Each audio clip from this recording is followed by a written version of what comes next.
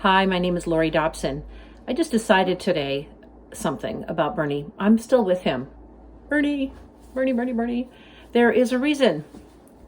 He has amassed a huge movement, and that movement is solid.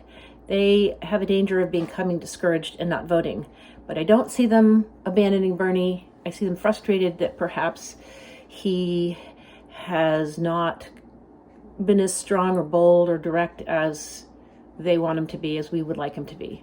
But I do think he's made a difference, made a change, and his coming out swinging as much as I believe is in him to do. Perhaps there's more he can do.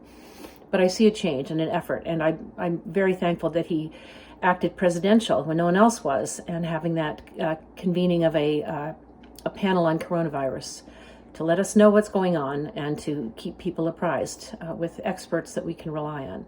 I think those are the kinds of things we need to depend on going forward.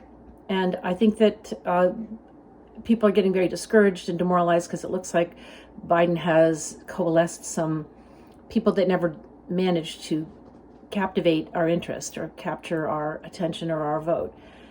Those people may look, as though they're combined together, that they amount to something, but do they? Do they stand for something? Do they even have a position together that they're stating? While Biden is being hidden by people because of fear that every time he does show up, he says something huge that makes it more and more obvious to people who don't seem to know the symptoms of dementia that it's undeniable. I think that the denial of that is strong because of the interests that are holding people to support him. The moneyed interests, the powerful, the mighty dollar. And I think in the coronavirus, I think people are looking at what they might stand to lose, and they're looking at their pockets, and they're acting out of self-centeredness and greed. So the last thing they seem to want to do is to help the other guy. But I believe the only way to get through this is if we really do stand together and get through together, provide people with health that they need, ways to survive so that the country will be strong enough to recover.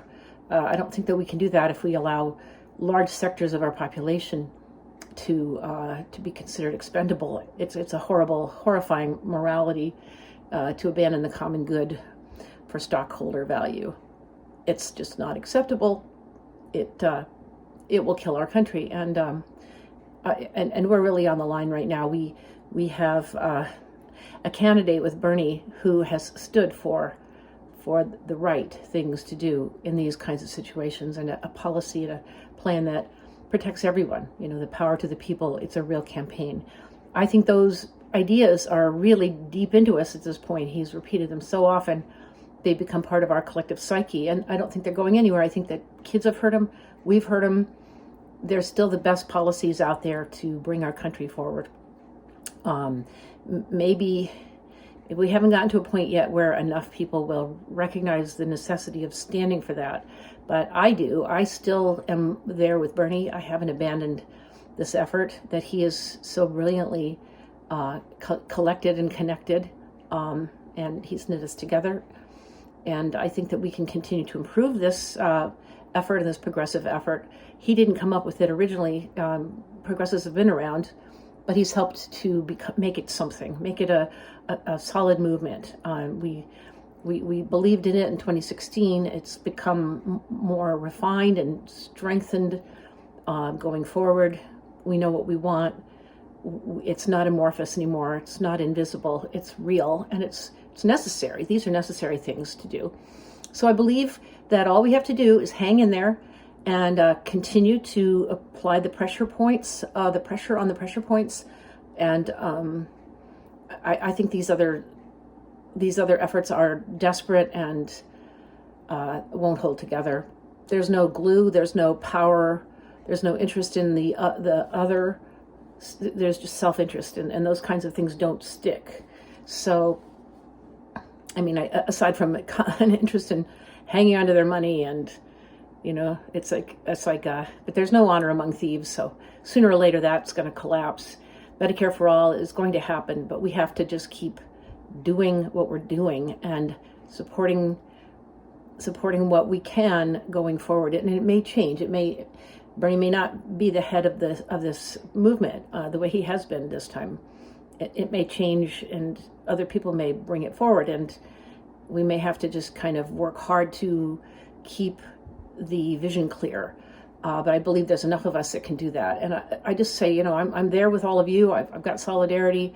In Maine, we had a huge problem with the vote, the ballots not being sufficient in all of our municipalities to adequately represent the vote of the people, or that 1.5 difference would not have gone Biden's way, because Bernie had 30 points over Hillary last time. And it's just not conceivable that it would have dropped that precipitously. It's just, there's all kinds of voting irregularities that will keep coming out as time goes on. We'll realize what's being done to us. But in the meantime, we know there's forces working against our interests, and it's just going to be a fight, and a hard fight. And I just would say, don't be afraid to be thoroughly disgusted with the system and to call it out for what it is. I think the best thing that our movement has is people finding their voices and fighting this thing. I certainly have let my positions be known on comments. I think it's important to push back. So let's just keep doing it. Let's keep advancing the cause and uplifting the people. I thank you.